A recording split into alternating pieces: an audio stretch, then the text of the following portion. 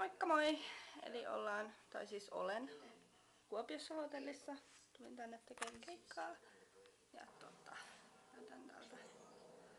Junamatka oli aika kauhea, koska VR on vähän sellainen... It's not VR. What can you say? Sitten asusta. Eli tämmönen paita.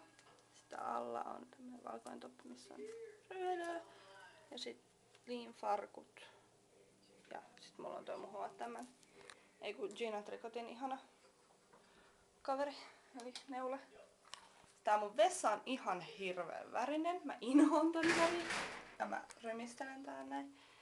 Eli joo. On tämmönen kiva pikkuhuone. Sieltä tulee se asia mielestäni. Mitäs mun päivästä vois kertoa? No nyt soi puhelin, joten mä lopetan. Heippa!